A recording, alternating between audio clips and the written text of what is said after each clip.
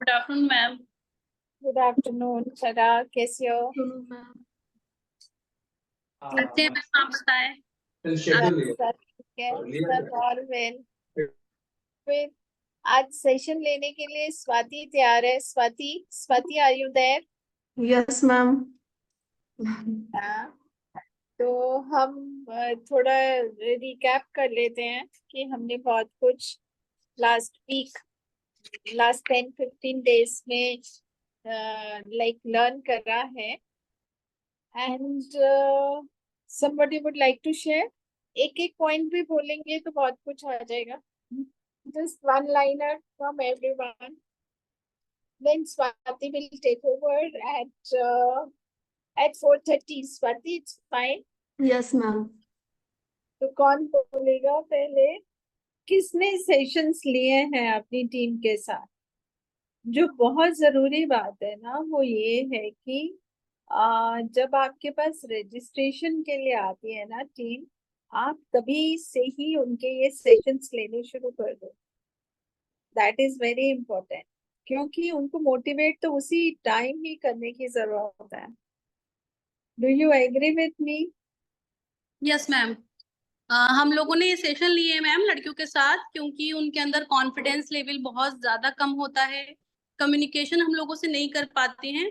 तो अभी मैंने 2 ही सेशन लड़कियों के साथ लिए कि वो बातचीत नहीं कर पा रहे थे कम्युनिकेशन के ऊपर और कॉन्फिडेंस बिल्डिंग के ऊपर, कि कैसे वो अपने अंदर कॉन्फिडेंस रखें।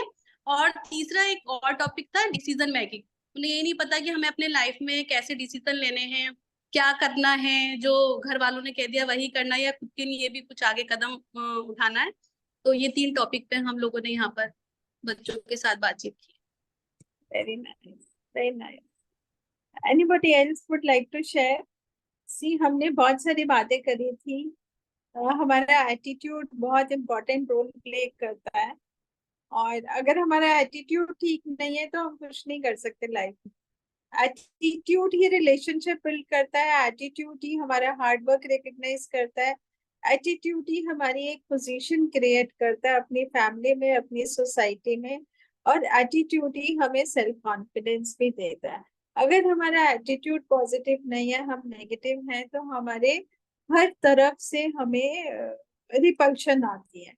तो ये एक पॉइंट मैंने ये बहुत इम्पोर्टेंट बोला था। दूसरा था कि फोस्टरिंग फ्रेंडशिप, मतलब कि हर एक के साथ एक एक प्रिंसिपल होना चाहिए कि what can I do for you instead of what you have done for me. That is also very important thing, कि what I can do for you क्या है, एक हैबिट बन जाती है, एक पर्सनालिटी का हिस्सा बन जाता है, कि फिर जब तुम हमेशा दूसरों के लिए कुछ ना कुछ करने के लिए तैयार हो, चाहे एक छोटी सी बात है कि कोई घर में आया, उसके लिए 1 गिलास पानी का ही ला दिया, बिना पूछे कि आपको प्यास लगी है, आप पानी पियोगे, उससे पहले ही एक पानी का गिलास ला के दे दिया। तो this is very small step of what can I do for you, right?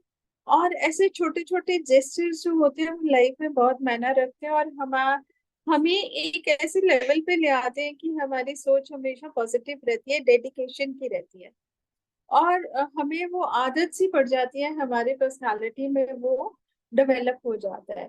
एक और इम्पोर्टेंट पॉइंट मैंने यहाँ पे भी बोला था, एक कि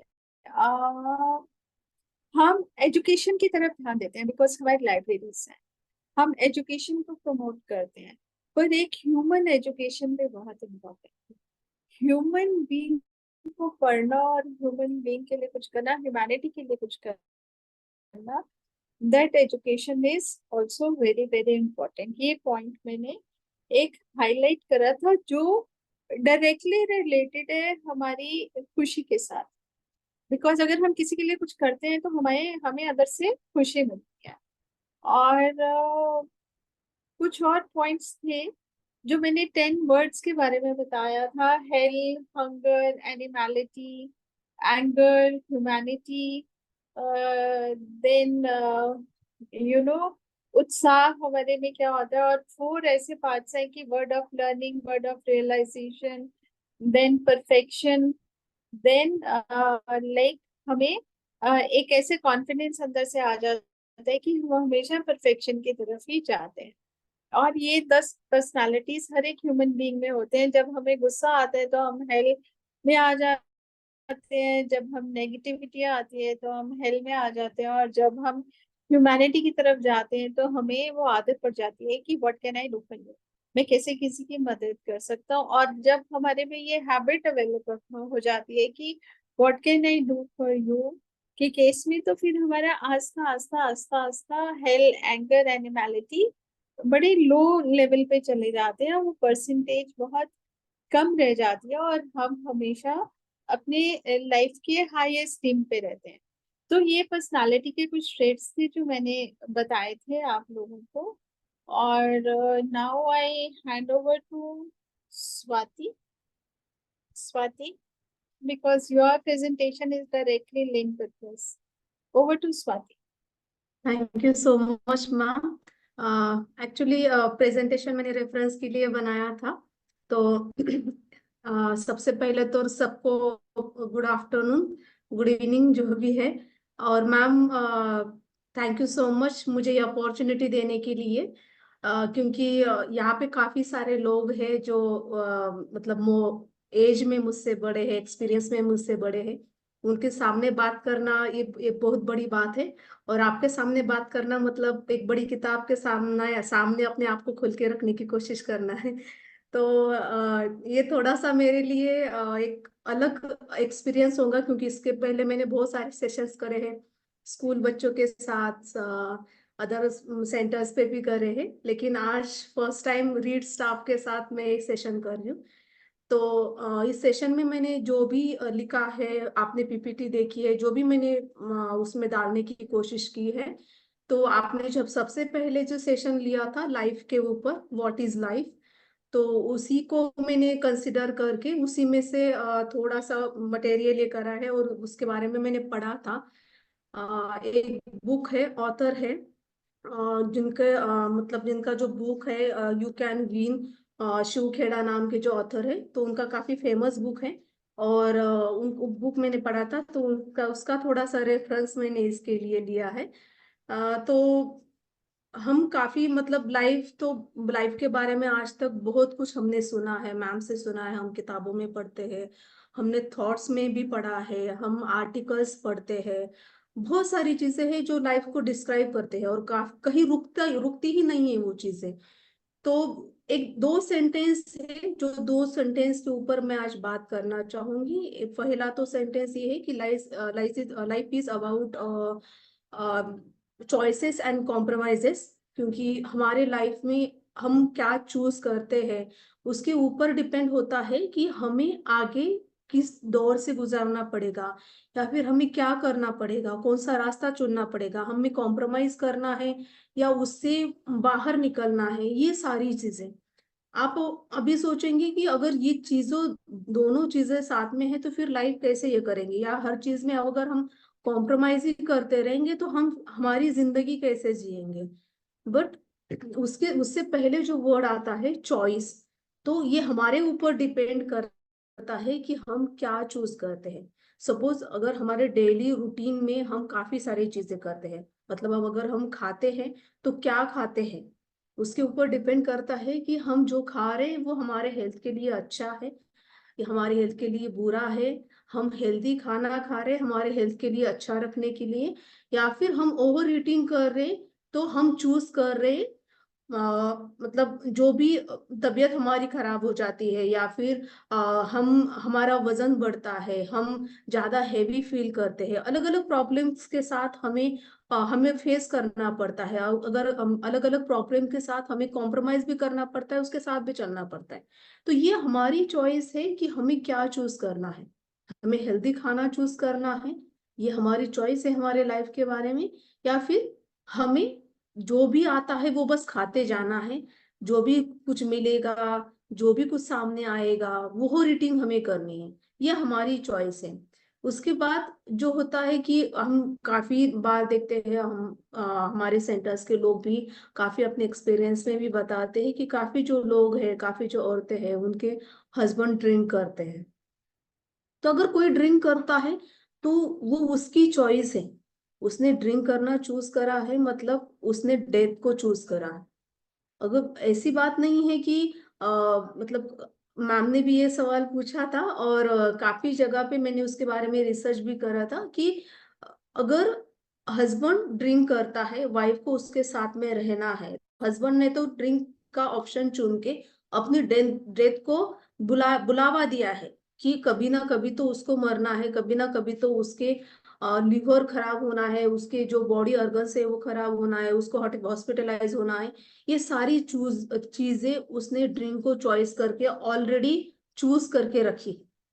तो वो वाइफ के हाथ में भी है, उसको वाइफ की चूज मतलब चॉइस ये होगी कि उसको ऐसे हस्बैंड के साथ लाइफ जीनी है, उसको सुधारना है, उसको कंट्रोल करना है, या कॉम्प्रोमाइज करके उसी के साथ रहना है। तो ये दोनों अलग अलग चीजें हैं। मतलब मुझे कहना यही है कि हमारे चॉइस के ऊपर डिपेंड करता है कि हमारा आने वाला कल कैसे होगा। अगर हाँ आज हम चॉइस करते हैं कि चलो छोड़ दो, आज का दिन है, आज का दिन निकल जाएगा, कल की कल देखते हैं, तो वो फिर से दूसरा दिन आएगा। वो चॉइस हमने किया है कि कल का दिन मेरे लिए कैसे होगा, कल का दिन मैं कैसे बिताऊंगी। काफी टाइम ऐसे हो जाता है कि हम काफी लोग सोचते भी है, हम सुनते भी हैं कि इसने तो मेरे साथ ऐसे कर दिया, इसने मुझसे ऐसी बात कर दी, मुझसे किसी ने ठीक से बात नहीं की, या फिर कभी कभार हम गुस्से में कुछ बोल देते हैं। अगर हम किसी और के साथ बैड बिहेवियर कर रहे हैं या फिर किसी को कुछ कह रहे हैं, किसी की हेल्प नहीं कर रहे, तो रिटर्न में हम क्या एक्सपेक्ट करते हैं? हम यही एक्सपेक्ट, ये तो हमारे मन में तय होना चाहिए कि जब इसको जरूरत थी, इसको मैंने हेल्प नहीं करी थी, तो इन फ्यूचर अगर मुझे जरूरत होगी तो ये मुझे हेल्प नहीं करेगा। मतलब जिस टाइम मैंने उसे हेल्प ना करने का ऑप्शन चूज किया था, उसी टाइम मैंने ये चूज कर लिया था कि आगे चलकर मुझे कोई हेल्प नहीं मिलेगी। तो जब हम किसी के साथ बैड बिहेवियर करते हैं या फिर किसी का मन दुखाते हैं, तो रिटर्न में हमें वही मिलता है। तो ये चीजें होती है हमारे चॉइसेस और हमारे आने वाले फ्यूचर को हम कैसे देखते हैं। एक एक स्टोरी मैं यहाँ पे बताना चाहूंगी। 1904 में सेंट लुई जो एक जगह थी, वहां पे एक एग्जीबिशन लगा था जिसमें रिचर्ड ब्लेशडन नाम सुना होगा काफी लोगों ने जो जनरल नॉलेज रखते हैं। तो उन्होंने भी हिस्सा लिया था। वहां पे काफी सारी चीजों का एग्जीबिशन था। जैसे हमारा एग्जीबिशन लगता है, हर कोई अपना अपना अलग यूनिकनेस रखता है, अपनी अपनी चीजें रखता है। तो उस टाइम हुआ ये था कि जो रिचर्ड ब्रेशिडन थे, उन्होंने चाय का मतलब कॉफी जो है, कॉफी का स्टॉल लगाया था। तो अभी बड़े बड़े जगहों से स्टॉल लगा था, काफी सारे लोगों का मतलब खत्म हो रहा था, और बिक भी रहा था, डिमांड भी आ रही थी, ऑर्डर्स भी मिल रहे थे। बट हुआ ये कि जो रिचर्ड थे उनकी चॉइस गलत हो गई, क्योंकि उन्होंने क्या किया कि समर्स में कॉफी का स्टॉल लगा दिया। तो इसकी वजह से उनके स्टॉल पे कोई आया ही नहीं। फिर उन्होंने शाम तक वेट किया, मतलब आधा टाइम तो उनका चला गया, आधा टाइम तक उन्होंने वेट किया। उसके बाद उन्होंने सोचा, अगर मैं इसी पे डिपेंड रहा, अगर यही होता रहा, तो मेरा जो पूरा खर्चा है वो तो निकलेगा ही नहीं, साथ में मेरी बदनामी भी होगी, और साथ में जो मेरा अर्निंग होना था आगे फ्यूचर के लिए मैंने देखा था, तो वो सब कुछ तो होगा नहीं। फिर उन्होंने क्या किया, चाय लेने कॉफी लेने के लिए कोई नहीं आ रहा, गर्मी का मौसम था, उन्होंने उस कॉफी के ग्लास को उठाया, उसमें बर्फ डालना शुरू कर दिया, और उस कॉफी को नाम दिया कोल्ड कॉफी। तो आज हम बड़े शौक से वो कोल्ड कॉफी पीते हैं। तो उस कोल्ड कॉफी की ये एक कहानी है। तो उस टाइम से वो कोल्ड कॉफी फेमस हो गई, और आज हम देखते हैं बड़े बड़े कैफेज में, बड़े बड़े रेस्टोरेंट्स में कोल्ड कॉफी की काफी डिमांड है। तो उस टाइम अगर रिचर्ड रोते बैठते या फिर उस टाइम वो सोच मतलब हंगामा करते या फिर कुछ भी अपने आप को गुस्सा करते, तो उतना बड़ा ब्रांड क्रिएट होता भी नहीं। और अगर कॉम्प्रोमाइज कर देते तो सारा कॉफी का जो मटेरियल उन्होंने लाया था उनको फेंकना पड़ता, या फिर वो अब वहां पे जो जिल्लत उनकी होती या फिर जो उनकी इंसर्ट होती वो भी उनको झेलना पड़ता। तो ये हमारी चॉइस है कि उस जो भी कंडीशन या फिर जो भी एक परिस्थिति हमारे सामने उत्पन्न होती है या फिर जो भी घटनाएं हमारे सामने चलकर आती है, तो उसके सामने हमें हाथ टेकना है। ये हमारे चॉइस के ऊपर डिपेंड करता है, हमें उससे उसके साथ कॉम्प्रोमाइज करना है। चलो छोड़ दो, नहीं हो रहा है तो जाने दो, मैं नहीं करूंगी, मुझसे नहीं हो सकता, ये होगा ही नहीं, आगे जाएगा ही नहीं। या फिर उससे कोई हल निकाल के हमें और कोई तरीका ढूंढना है। तो ये रिचर्ड की जो स्टोरी थी वो भी मैंने उस किताब में पढ़ी थी और मुझे काफी अच्छी लगी थी। क्योंकि बचपन से लेकर मतलब जब तक हम बड़े होते हैं तो तब तक हम यही एक्सक्यूजेस देते हैं कि मेरे साथ ऐसे नहीं होता तो ऐसे होता, अगर मैं ये कोर्स चूज करती तो ये हो जाता, अगर मुझे ये फैसिलिटीज मिलती तो ये मिल जाता, अगर मैंने साइंस लिया होता तो मुझे आगे अलग फील्ड मिलती। तो जो नहीं हो सकता उसको तो हम चॉइस नहीं कर सकते। या फिर हमारे माँ बाप कौन होंगे, हमारी कास्ट कौन होगी, हमारी कम्युनिटी क्या होगी, ये हम चॉइस नहीं कर सकते। ये तो सब हमारे बर्थ के ऊपर डिपेंड होता है। बट आगे चलकर जो भी चीजें हम चॉइस करते हैं उसके ऊपर डिपेंड होता है कि हमारा आने वाला कल कैसे होगा। तो उस पर हमें सोचना है कि हमें उसको कैसे, कौन सी चीज को हमें चॉइस करना है।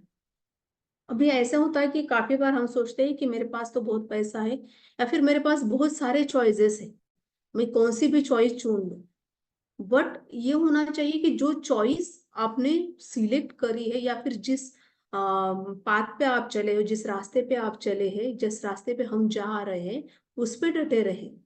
तो वहां से अगर फिर से हम वापस आएंगे, फिर से सोचेंगे कि फिर से हम नया कुछ चॉइस करें, तो वो होगा नहीं। तो उससे उसके ऊपर एक बार हमने वो चूज कर लिया तो उसके साथ हमें कैसे चलना है, उसको हम उसके साथ हमें कैसे कॉम्प्रोमाइज करना है। कॉम्प्रोमाइज का मतलब यहाँ ऐसा नहीं है कि हमें उस परिस्थिति के साथ, उस घटना के साथ अपना तालमेल मतलब जमाए रखना है। अगर बॉस है कोई या फिर कभी कभार होता है कि घरों में, गांव में ऐसी घटनाएं घटती है कि कोई है बोलता जा रहा है, बोलता जा रहा है, बोलता जा रहा है, कॉम्प्रोमाइज करना है, हमें लाइफ में कॉम्प्रोमाइज करना है। कॉम्प्रोमाइज का मतलब ये नहीं है कि बहुत सुनना, बहुत सहना या फिर बहुत कुछ हमारे हाथ में था वो छोड़ देना। कॉम्प्रोमाइज का मतलब यहाँ पे ये होगा कि हमें चॉइस करना है, कॉम्प्रोमाइज या फिर हमें आगे जाना है। दो रास्ते हमारे पास होते हैं, एक तो हमें अलग कुछ करना है, अलग रास्ता तय करना है, या फिर हमें ये देखना है कि अगर मैं कॉम्प्रोमाइज करती हूँ तो उसके साथ मुझे चलना पड़ेगा। तो ये चीजें हैं हमारे कॉम्प्रोमाइज के बारे में। और एक एग्जांपल यहाँ पे मैं देना चाहूंगी। हमने अभी तो शिप्स काफी बड़े बड़े होते जा रहे जो बड़े बड़े व्यापारों में यूज करते हैं।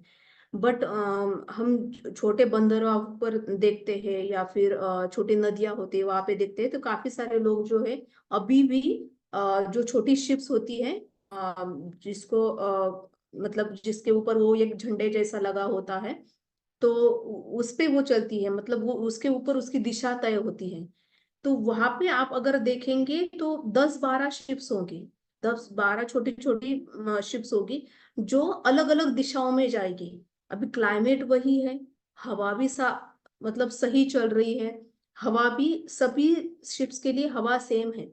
पर डिपेंड किस पे होता है, वो जो झंडे जैसा लगा होता है जिसे मुझे इंग्लिश वर्ड भी पता नहीं और हिंदी भी नहीं, बट हमारे मराठी में उसे शिड कहा जाता है, जो शिड लगा होता है शिप पे।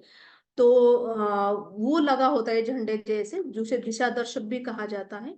तो उसके ऊपर डिपेंड होता है, हवा तो सब तरफ से सेम चलती है, बट उसके ऊपर डिपेंड होता है कि जिस दिशा में वो जो शिप चलाने वाला होता है उसको लेके जाना है वो शिप, तो वो उस दिशा में उसको घुमाएगा, उस दिशा में उसको लेके जाएगा। मतलब कहने का मीनिंग ये है कि हमारे सामने चॉइसेस कभी कभार हम तय करते हैं, और कभी कभार ये हो जाता है कि कुछ घटनाएं हमारे साथ घटती है, कुछ परिस्थिति हमारे सामने आ जाती है, कुछ चैलेंजेस को हमने फेस करना होता है। तो वहां पे हमें चूज करना होता है कि हमें क्या तय करना है, क्या चूज करना है। हमें उस परिस्थिति के साथ कॉम्प्रोमाइज करना है या उससे आगे निकलना है। सबने ये देखा होगा, रेनबो देखी होगी, सब सब देखते हैं रेनबो।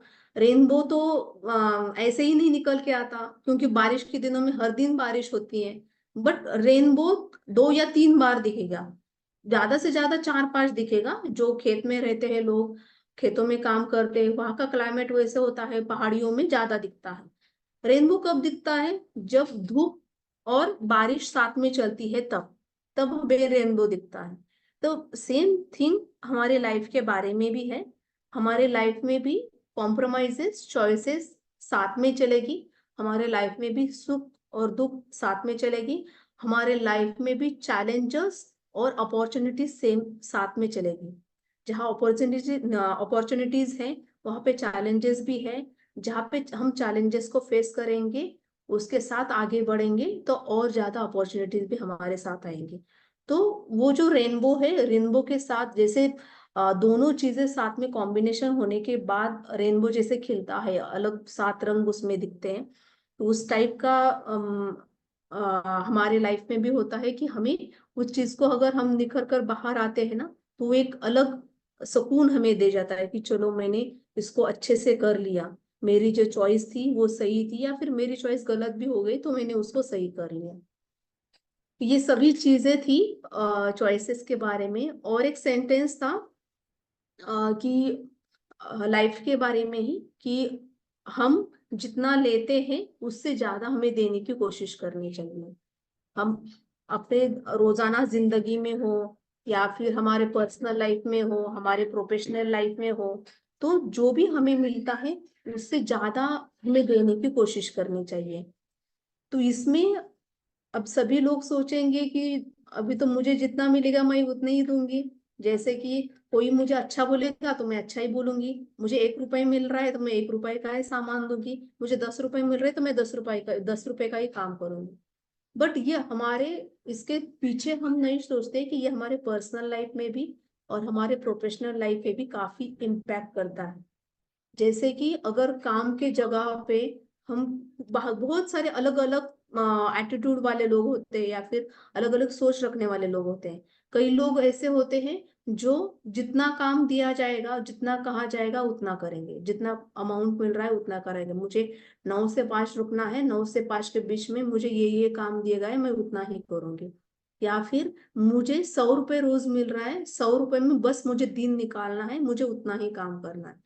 बट काफी सारे लोग ऐसे होते हैं कि दिन में जो भी काम हाथ में पड़े, जो भी काम अच्छा हो, जो भी जिस भी काम से सबका अच्छा हो, वो काम वो चूज करते हैं, वो काम वो करते जाते हैं।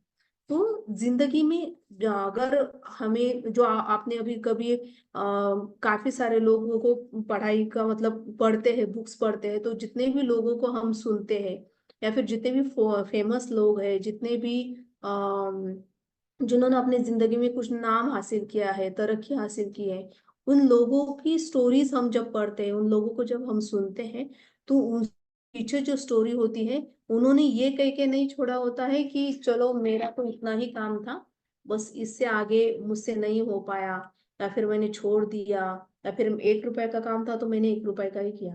उन सभी लोगों ने अपने लाइफ में स्ट्रगल भी किया, अपने लाइफ में चैलेंजेस को भी फेस किया, अपने लाइफ को दुख को भी फेस किया। उन्होंने अपॉर्चुनिटीज भी उनको मिलती गई, और उसके साथ ही उन्होंने उनके लाइफ में उनको जितना मिला उससे ज्यादा उन्होंने देने की कोशिश की। तो हम रोजाना जब काम करते हैं, तो काम करने के साथ जब भी हम काम करते हैं, तो हमें हमें जो भी रुपया मिल रहा है, जो भी अर्निंग हमारी हो रही है, या फिर जो भी अमाउंट हमें पेड किया जाता है हमारे काम के लिए, तो उससे ज्यादा देने की अगर हम कोशिश करते हैं, तो वो हमारे प्रोफेशनल लाइफ में एक अलग सा सुकून देता है।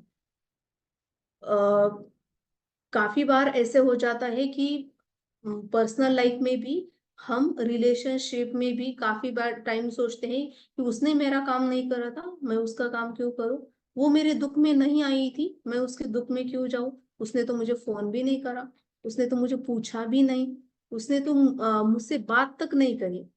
तो पर्सनल लाइफ में भी जब भी हम रिलेशंस को ग्रोथ करने की कोशिश करते हैं या फिर रिलेशन को आगे बढ़ाने की बात करते हैं, तो वहां पे भी हमें ज्यादा से ज्यादा देना होता है जितना भी हम लेते हैं।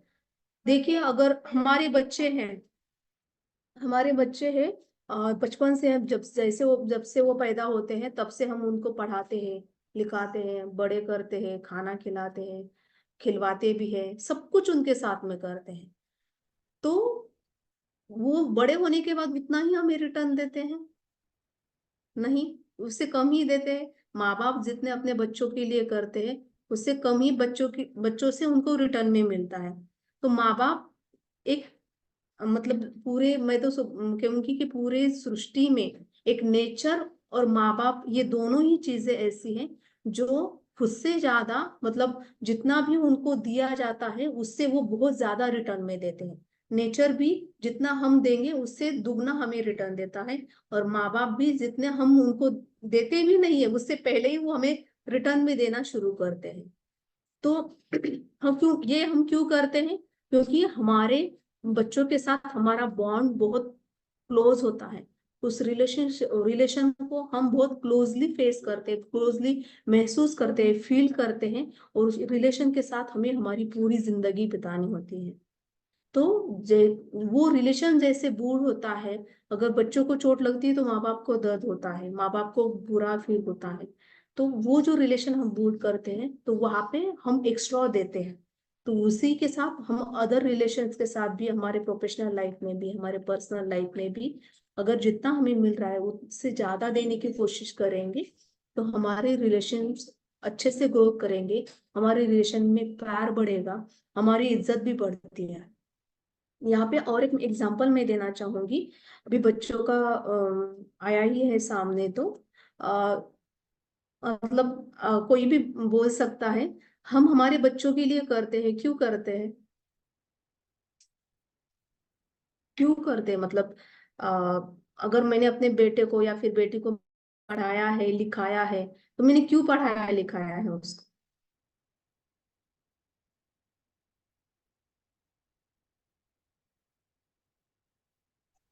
उनको कोई एक अच्छा कारण तो इंसान होगा। बनाने के लिए, अपने बच्चों को एक अच्छा, एक गुड ह्यूमन बीइंग बनाने के लिए। हेलो। हेलो, जी। Am I audible? Yes ma'am, आपका सेकंड हम अपने सेंटेंस बच्चों नहीं सुना। ओके, अपने बच्चों को एक गुड ह्यूमन बीइंग बनाने के लिए हम लोग ये सब करते हैं उनके लिए। Yes ma'am, right. तो ये एक प्रकार का हमारा प्यार होता है जो हम बच्चों पे बरसाते हैं, ठीक है। बट क्या हो जाता है कि जैसे जैसे हमारी उम्र बढ़ती है, या फिर काफी घरों में हम देखते हैं कि बूढ़े होने के बाद या फिर एक उम्र गुजर जाने के बाद माँ बाप रिटर्न में ये करते हैं, मतलब ऐसा होता है कि मैंने तो अपने बच्चों के लिए इतना किया, वो तो मुझे आज पूछते भी नहीं है। मैंने तो उनके पढ़ाई में इतना खर्चा कर दिया, आज मुझे वो 1 रुपए भी नहीं देते। ये माँ बाप का सोचना अच्छा है, लेकिन वहां पे हम जब उनको कुछ देते हैं, वो हमारा प्यार है या फिर हम उनके साथ कोई बिजनेस करते हैं, व्यवहार करते हैं? वो तो हमारा प्यार होता है ना। तो यहाँ पे ये जो एग्जाम्पल था। कैन आई से समथिंग? Yes Swati, ma'am. अगर हम इसको एज ए रिस्पॉन्सिबिलिटी लें, because God has created an institution of family, है ना? यस। फैमिली से शुरू करते, सोशियोलॉजी में भी हमें पढ़ाते हैं, है ना? जी ma'am. Institution of sociology starts from the family. तो अगर फैमिली में हम इसको लें कि अगर हम अपने रिस्पॉन्सिबिलिटी समझ के ये सब करते हैं, because God has created this family का स्ट्रक्चर, तो फिर हमारी एक्सपेक्टेशंस कम होंगे। अगर हम इमोशनली करेंगे और एक्सपेक्ट करेंगे तो शायद हमें डिस्टर्बेंस ज्यादा होगी। ये मेरी सोच है, मैं गलत भी हो सकती।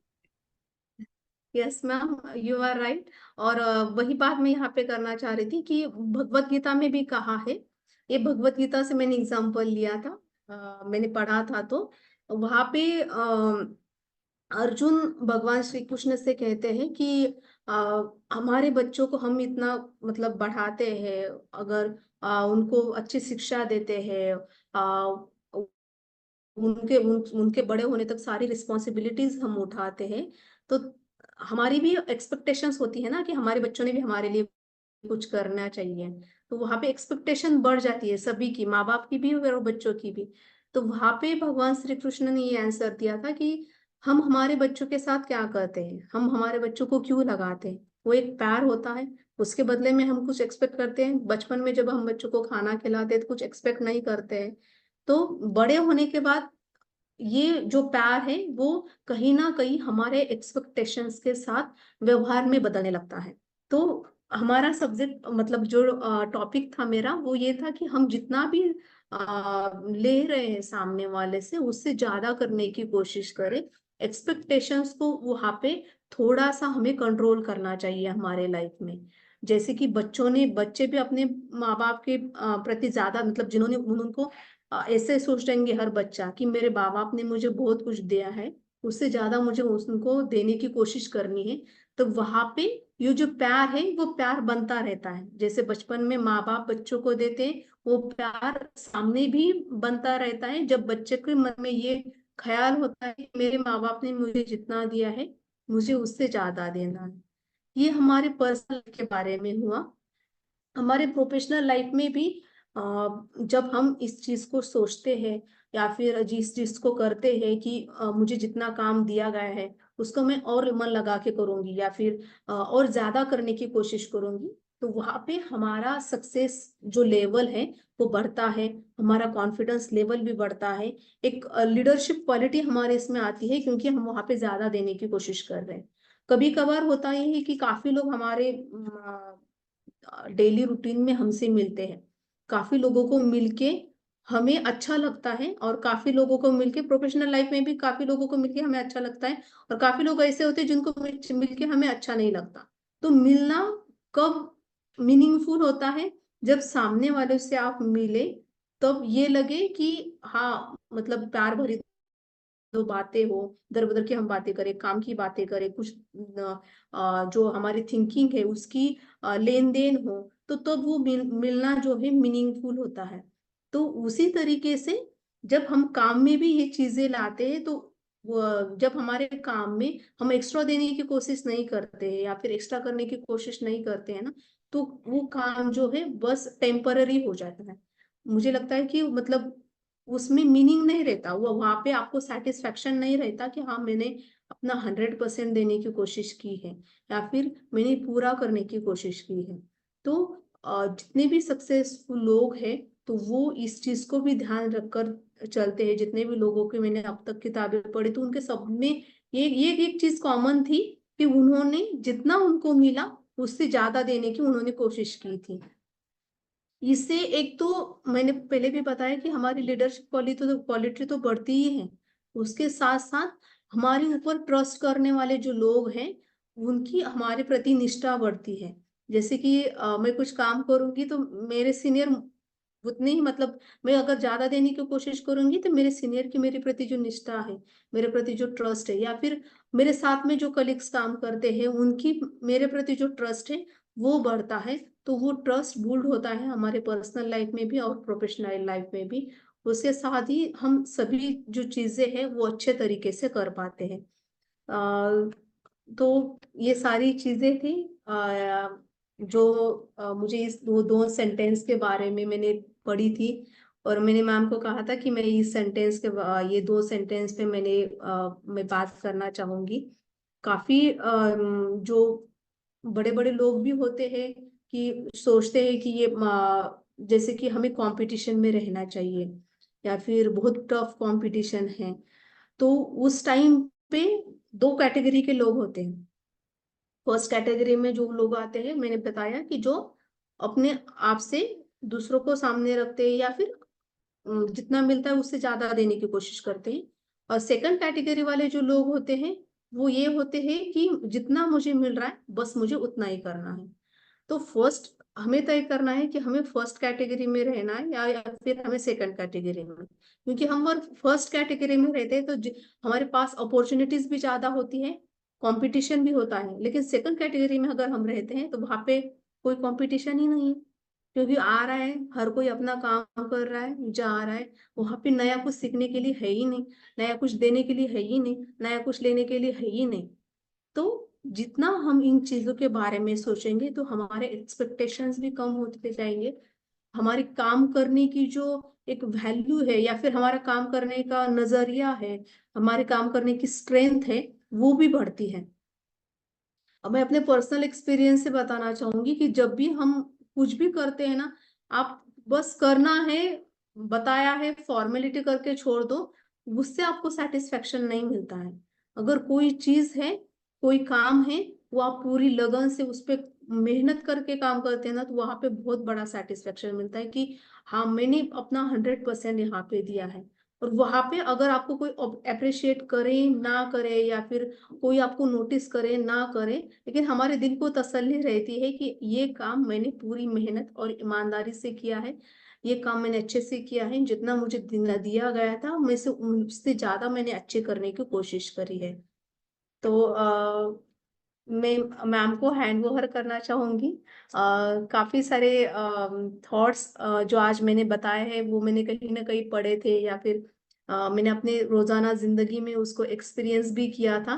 मैंने सोचा नहीं था कि मैं इतना टाइम बोल भी पाऊंगी या नहीं, क्योंकि फर्स्ट एक्सपीरियंस था। और काफी मतलब फिलोसॉफिकल बातें थी, जो जिसके बारे में और बहुत कुछ है पढ़ने जैसा। तो thank you so much ma'am. अगर कहीं पे कुछ मैंने गलत स्टेटमेंट दिया हो या फिर कुछ बात लगी हो तो प्लीज करेक्ट मी, और आगे से आगे भी मुझे आप मौका देंगे, यही मैं आशा करती हूँ। स्वाति, बहुत अच्छा आपने प्रेजेंट किया है और बहुत अच्छे थॉट प्रोसेस शेयर कर रहे हैं, और आज आप कर पाई हो क्योंकि you are a regular reader, तुम बहुत किताबें पढ़ती हो। और ये यस हैबिट ने लाइब्रेरी में 10 साल नौकरी करके एक एक हैबिट बना ली है कि तुम्हें पढ़ना है, जी खुद मैम। भी पढ़ना है और दूसरों को भी एनकरेज करना है पढ़ने के लिए। I can very well correlate your topic of choice, which is very very relevant। आज के टाइम पे वो बहुत relevant है। और अगर मैं थोड़ा बैकग्राउंड बताऊं, महाराष्ट्र के सेंटर्स की जितनी भी मैं औरतों से मिली हूँ, ह्यूमैनिटीज में गई हूँ, मैं सबके साथ शेयर करना चाहूंगी। स्वाति, करेक्ट ही अगर मेरी ये रॉन्ग ऑब्जर्वेशन है तो। सी, alcoholism is a very common thing in every yes community, but I have yes seen it villages of Maharashtra also, जहाँ पे हम काम कर रहे हैं। यस बट जो चॉइस की बात है, मैं यहाँ पे थोड़ी क्लैरिटी देना चाहूंगी कि जब लड़कियों को काउंसलिंग करी, जैसे अभी फरहा ने सेशन शुरू होते ही बताया था कि हम उनका कॉन्फिडेंस बिल्ड करते हैं, उनको क्लैरिटी देते हैं, तो स्वाति और स्वाति की टीम ने क्या किया, उनको ये नहीं बोला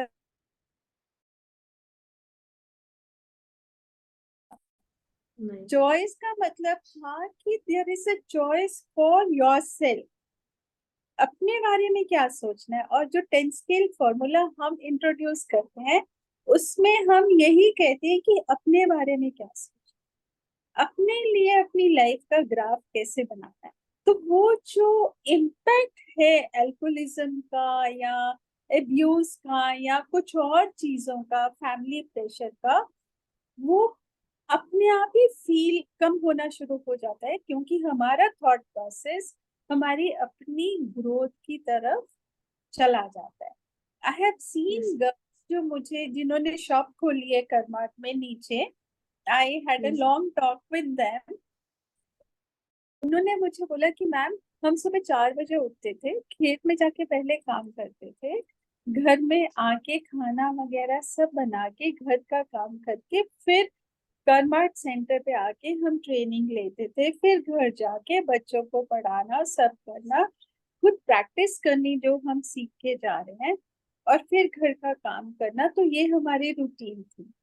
जब हमारी रूटीन देख के हमारे घर के जो बुजुर्ग थे या सास ससुर थे या कोई और फैमिली मेंबर्स थे, उन्होंने ये रियलाइज करा कि now she is thinking of her self, but at the same time family को निग्लेक्ट नहीं कर रही है।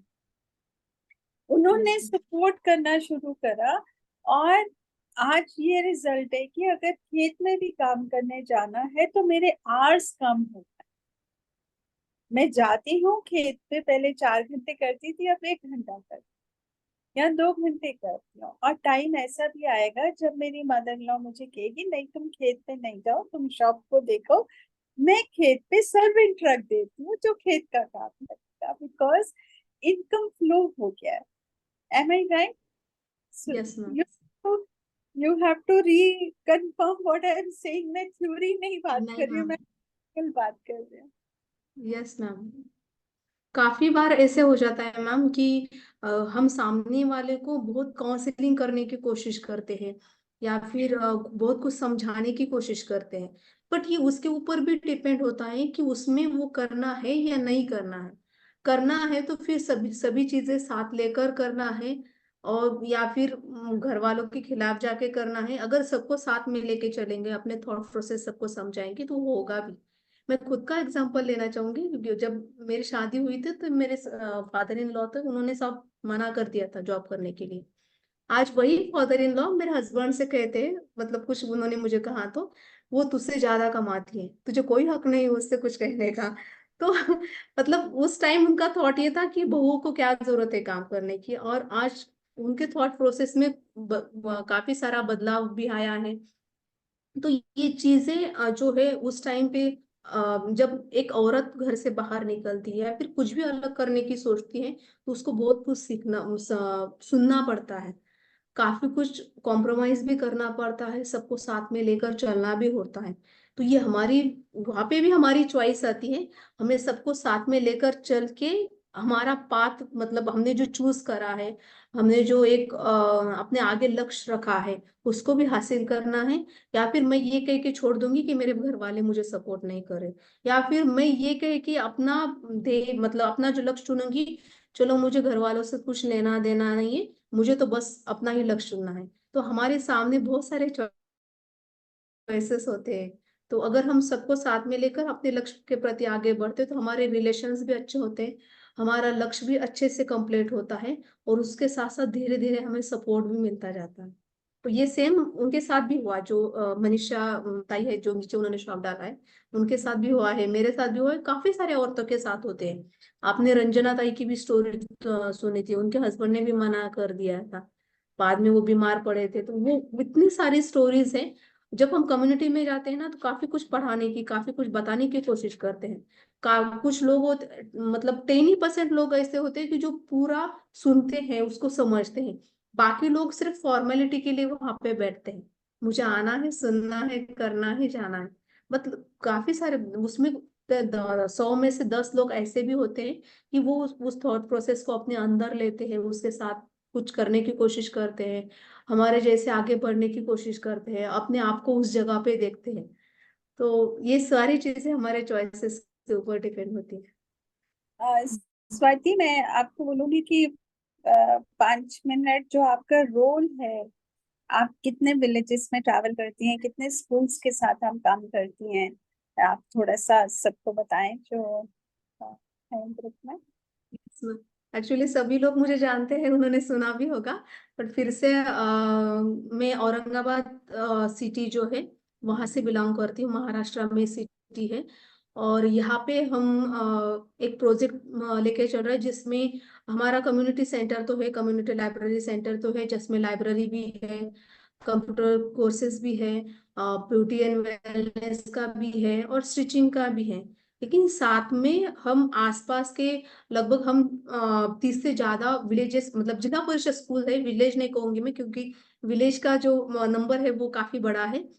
30 ऐसे स्कूल से जिनके साथ हम कनेक्ट हुए हैं, और उसके थ्रू उस गांव से भी हम कनेक्ट हुए हैं। तो वहाँ पे अलग अलग प्रकार के डोनेशन होते हैं, जैसे कि आईटी लैब डोनेट किया जाता है, गर्ल्स के लिए टॉयलेट डोनेट किया जाता है, जो पीने का पानी है, सेफ ड्रिंकिंग वाटर डोनेट होता है, उसकी जो फैसिलिटीज है वो डोनेट की जाती है। काफी सारे, मतलब 2-3 स्कूल्स ऐसे वहाँ पे सोलर भी बिठाया है, और वाटर कंजर्वेशन के भी काम चलते हैं। तो इन सारे स्कूल्स के साथ हम जुड़ते हैं। स्टार्टिंग में थोड़ा सा इनके साथ टच करना थोड़ा सा हार्ड गया था, उनके साथ कनेक्ट रहना, जिला परिषद के हेडमास्टर से बात कर रहे एक कॉमन कोई तो वो थोड़ा सा अलग लग रहा था। लेकिन आज 30 से ज्यादा हेडमास्टर्स, ग्राम पंचायत में, ग्राम पंचायत के जो सरपंच होते हैं, उनके कोई मेंबर्स होते हैं, या फिर गांव में से कोई भी एक कम्युनिटी मेंबर जो हमारे साथ जुड़कर ये काम कर रहा है। और साथ में स्कूल्स में जो सेशंस होते हैं मैम, स्टार्टिंग में मैं बताऊँ आपको कि इतना कोई ध्यान से नहीं सुनता था। जब हम बार बार जाते हैं ना, तो बच्चों को नाम भी याद होते गया, बच्चों को टॉपिक भी याद रहते थे, और बच्चों को सुनते भी थे और करते भी थे। तो उसके साथ में हम 6 से 7 टॉपिक्स पे सेशंस लेते हैं अलग अलग टाइप्स के। उसमें हेल्थ एंड हाइजीन है, सेफ ड्रिंकिंग वाटर है, मेंस्ट्रुअल हेल्थ एंड हाइजीन है, गुड एंड बैड हैबिट्स है, अलग अलग एक्टिविटीज भी है। तो ये सारी चीजें उनके साथ होती है। तो एक प्रकार से हम 30 गांवों के 30 जिला परिषद स्कूल्स, वहाँ के सरपंच, वहाँ की कम्युनिटी, उन लोगों के साथ जुड़े हुए हैं। Yes, thank you Swati. और मैं अनिल को भी बोलूंगी अपना कैमरा ऑन करने के लिए। और अगर Aurangabad to speak for 2 minutes. Good afternoon सभी को। क्या मेरा आवाज आ रहा है आप? हाँ, आ रहे हैं अनिल, आप बताएं अपने प्रोजेक्ट के बारे में, बिकॉज स्वाति ने बोला है and you and Swati work very closely in the villages. तो आप कितनी औरतों के साथ काम करते हैं, थोड़ा सा शेयर करिए। हाँ, ओके मैम। जैसे कि अभी स्वाति मैडम ने बताया है कि जो हमारा परकिंस जो कंपनी है, उनके CSR के लिए हम यहाँ पे इस एरिया में काम करते हैं। तो लगभग 30-35 विलेजेस में हम काम करते हैं। साथ ही में हमारे यहाँ पे 4 कम्युनिटी सेंटर्स है। तो चारों कम्युनिटी सेंटर के माध्यम से इन एन एवरेज पर क्वार्टर जो है, हम लगभग 600 से 700 महिलाओं को हम ट्रेनिंग देने का काम करते हैं। साथ ही में जैसे कि स्कूलों के जो सेशंस हो, स्कूलों के पास जो हम जाते हैं या वेरियस एक्टिविटीज के लिए वगैरह, उसमें काफी सारा अवेयरनेस भी हम करते हैं। तो लगभग वो भी लगभग 400-500 बच्चों के साथ हम अवेयरनेस का भी काम करते हैं। और इसी के माध्यम से है जो कम्युनिटी डेवलपमेंट के लिए भी हम काफी क्लोजली काम करते हैं। जैसे कि मैडम ने अभी बताया कि वेरियस डोनेशंस वगैरह हम देते हैं। तो उसके पहले जो है, जो काफी सारे जो स्कूल्स है, तो वहाँ पे SMC, स्कूल मैनेजमेंट कमिटीज वगैरह रहती है। तो वो कमिटी, जो स्कूल मैनेजमेंट कमिटीज है, उनके साथ में भी हम काफी क्लोजली काम करते हैं। उनकी जो नीड्स है, और वो नीड्स ठीक तरह से है या नहीं है, उसका भी हम नीड असेसमेंट करते हैं। और जो हमको लगता है कि ये सही में चीज होनी चाहिए, इनकी इसकी जरूरत है, तभी हम वो काम करते हैं। तो इस माध्यम से क्या होता है कि कम्युनिटी का भी काफी अच्छा हमसे लगाव है। और हम कभी भी स्कूल में जाते हैं या गांव में जाते हैं, तो कम्युनिटी के लोग काफी प्यार से हमसे बात भी करते हैं। और अभी जो हमारे 2 नए सेंटर्स जो रिसेंटली गए साल में हमने ओपन किए, तो वहाँ पे अभी ये है कि कुछ अभी तो ट्रेनिंग सेशंस वगैरह हमारे चालू है, पर आगे के लिए भी हमारे वेटिंग लिस्ट वगैरह तैयार है। तो काफी अच्छा सपोर्ट जो है हमको यहाँ पे मिल रहा है। और जैसे कि रीड का जो स्किल डेवलपमेंट के लिए जो बड़ा काम है, तो उसमें भी हमारे औरंगाबाद से काफी अच्छा सपोर्ट हमको मिल रहा है। और जो भी कुछ हमारे टारगेट्स वगैरह है, तो वो हम थोड़ा सा ओवर एक्सीड ही करते हैं। ऐसा कभी नहीं होता है कि हमारे कुछ टारगेट्स हमने अचीव नहीं किया है। तो काफी अच्छा सपोर्ट हमको इस दरम्यान मिलता है, हेड ऑफिस से भी और कम्युनिटी के माध्यम से ही। तो मैडम जब भी आते हैं हमारे विजिट को, तो हमको बड़ा अच्छा लगता है कि हम जो भी काम कर रहे हैं उसको अप्रिशिएट करने वाला और हमको आगे गाइड करने वाला कोई है। Thank you Anil, thank you so much thank you for ma'am. Work you are doing, highly appreciated. Thank you so much. Thank you ma'am. Anybody else would like to share something, or should we close the meeting? Next कौन लेगा session? सीमा yes ma'am, मैं दूंगी। Clap लेंगे जी क्योंकि जी। ये का है ना। तो कल स्मिता लाइफ स्किल्स के बारे में बताएगी और आप ये सेशन लेंगे, ठीक है? Okay. Thank you so much. ठीक है मैम। चलो, all the thank you best. Swati, thank you so much Swati, बहुत अच्छे से स्वाति ने आज सेशन लिया और लगा ही नहीं था कि मतलब कोई और सेशन ले रहा है।